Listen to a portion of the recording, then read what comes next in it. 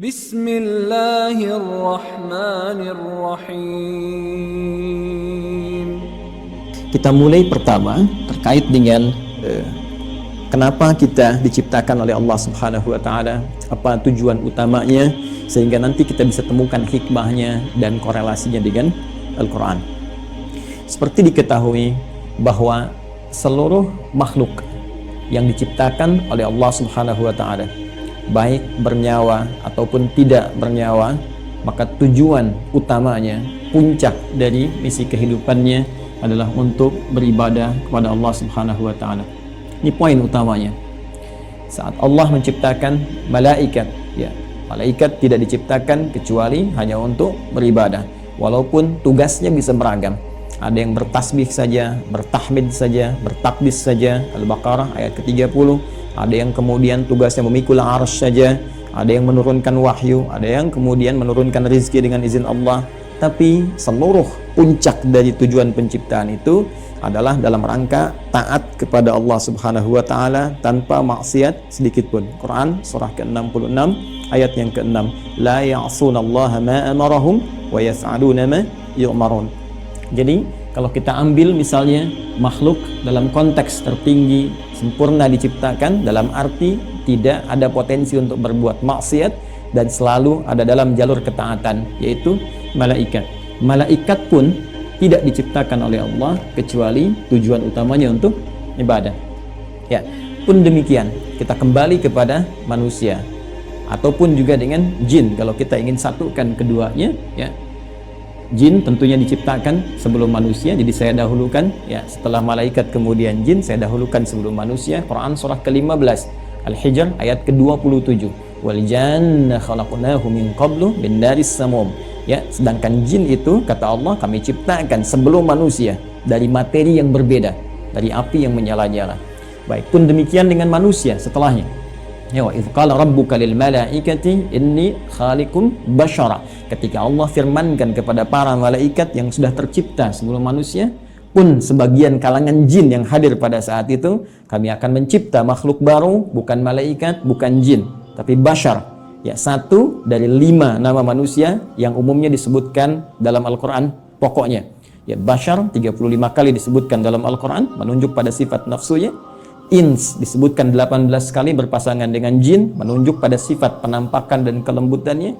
Insan disebutkan 65 kali dalam Al-Quran, menunjuk pada totalitas aktivitasnya. Pun demikian dengan An-Nas disebutkan setidaknya 241 kali dalam Al-Quran, menunjuk sifat sosialnya. Dan Bani Adam, ya, disebutkan setidaknya 7 kali dalam Al-Quran, menunjuk genealogisnya yang tersambung pada Nabi Adam alaihissalam. Jadi manusia ketika difirmankan oleh Allah kepada malaikat dan jin, ya wa idz qala rabbuka lil malaikati inni khaliqum basyara. Ya. Jin dan manusia ketika diciptakan tidak lepas dari fungsi ini. Ya, ditegaskan di Quran surah ke-51 digabungkan ayat ke-56. Ya, paling kanan sebelah atas di mushaf standar Allah berfirman, "Wa ma khalaqtul jinna wal insa illa liya'budun." Ya, dan tidaklah aku ciptakan jin dan seluruh manusia itu kecuali tujuan puncak pokok, ya. Tujuan penciptaan itu adalah supaya mereka menjadikan seluruh aktivitasnya sebagai ibadah kepadaku, kata Allah. Ingat harakat akhir di ayat ini bukan pakai fathah. Ya, ya'buduni bukan ya'buduna. Ya, fi'il mudhari'nya di sini berharakat fathah, tapi di sana nanti ada ya yang menunjukkan kepada Allah. Ya, kemudian untuk takhfif dia dihilangkan diganti dengan harakat kasrah. Jadi jelas Allah memberikan kesan yang tegas bahwa seluruh fungsi penciptaan manusia tiada lain seluruhnya dalam rangka beribadah kepada Allah Subhanahu wa taala. Nah, yang menarik adalah ketika Allah mendeklarasikan dan menginformasikan tentang khususnya manusia, ya, dalam konteks tugasnya untuk beribadah ini, maka diperjelaslah oleh Allah mengenai tempat dan misinya di mana dia akan beribadah, kemudian seperti apa misi yang akan diemban. Jadi sangat menarik, ya. Itu disebutkan di Quran surah kedua Al-Baqarah di ayat ke-30, ya, paling kiri sebelah atas di mushaf standar. Ya, Allah berfirman, perhatikan kalimatnya, ini sangat indah sekali. Antara penciptaan, pengenalan manusia kepada jin dan malaikat dengan pemberian tugasnya itu dibuka dengan kalimat yang sama, diksi yang serupa. tapi untuk menunjukkan makna yang berbeda. Ya kan? Karena di Quran tidak ada pengulangan. Ya, ketika disebutkan yang seperti itu, yang serupa, maka kaidah tafsirnya, ya Dr. Amir Faisal, Ustaz Syamsi Ali lebih mengetahui, ya taksisan li ma'nan jadid. Ini untuk pengantar kepada makna yang baru, yang tidak sama dengan sebelumnya.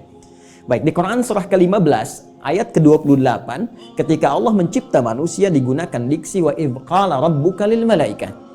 Ya, kemudian ketika memberikan misinya, dan di mana ditempatkan untuk menjalani misi ini, maka dibuka dengan redaksi yang sama. Wa idz qala rabbuka lil malaika. Seakan-akan ingin mengesankan bahwa, hei, saking dahsyatnya penciptaan manusia ini, saking dahsyatnya misi manusia ini, jadi bukan hanya penciptaannya, ya penciptaan manusia ingin menunjukkan tentang dibawanya misi yang sangat agung, sangat dahsyat, sampai-sampai malaikat yang sempurna pun tak berbuat maksiat mesti mengetahuinya. Sampai-sampai jin pun yang dicipta lebih dulu mesti mengetahuinya. Ya, hanya bedanya yang di Quran surah 15 ayat ke-28 Allah menggunakan redaksi Khaliq, ya. Karena itu kita menyebut Allah dengan Sang Khaliq, diambil dari diksi Al-Qur'an. Inni khaliqum basyara, mencipta yang tak pernah ada, ya, sebelumnya, mencipta yang tidak bersandar pada bahan yang ada sebelumnya, beda dengan sifat makhluk yang tercipta. Sedangkan pemberian misinya digunakan kata ja'il. Ya. Inni ja'ilu fil ardi khalifah. Yang di sini menunjuk penciptaannya, yang di sini menunjuk pada pemberian misinya. Kita fokus ke sini dulu dengan cepat. Baik. Baik, Allah dengan tegas, singkat, padat memberikan satu informasi kepada kita semua melalui Al-Qur'an. Kata Allah, aku infokan pada malaikat, aku infokan pada jin yang sebelum kalian aku ciptakan mereka. Saking tingginya misi kalian, ya. Inni menggunakan taukid, sungguh aku ja'ilun fil ardi, akan menjadikan. Ingat, ja'il menugaskan, khalik mencipta.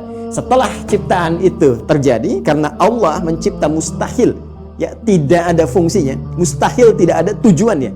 Di dalam bahasa Arab, kalau kita sudah membuat sesuatu kemudian ingin menjadikan, menerangkan fungsinya, apa yang telah dibuat itu, orang Arab menggunakan diksi ja'ala, yaj'alu ja'il. Allah telah mencipta manusia, Quran surah 15 ayat ke-28, dan ingin menerangkan ini fungsi, misi penciptaan manusia itu, maka digunakan kata ja'il. Inni ja'ilun fil ardi. Satu, fil ardi. Di poin ini menunjuk pada tempat. Aku akan menjadikan, memberikan fungsi pada manusia yang telah tercipta itu. Akan menempatkan mereka bertugas, tempatnya bukan di langit, bukan fis sama, ya. Awas hati-hati, tapi tempatnya di mana? Fil ardi. Ya, yang kita terjemahkan dengan bumi itu. Baik. Khalifah, dan dia akan membawa peran untuk menunaikan tugas ibadah itu sebagai khalifah. Yang setidaknya punya dua makna pokok. Bisa jadi khalafa yakhlifu, ya, yang saling menggantikan. Artinya kalau satu selesai akan lahir yang lain meneruskan kembali, satu selesai meneruskan kembali, ya, bapak kemudian melahirkan anak, anak melahirkan anak lagi, saling menggantikan. Dan Al-Qur'an memberikan pesan jangan sampai seseorang meninggalkan generasi setelahnya dalam keadaan lemah. Quran surah keempat ayat 9 itu. Wal yakhshal ladzina law taraku min khalfihim dzurriyyatan dhi'afa khafu 'alaihim. Karena itu siapkan generasi terbaik untuk saling menggantikan membawa tugas di bumi. Nanti kalau ada bahasan yang lebih luas kita belajar khusus tentang tema ini, ya.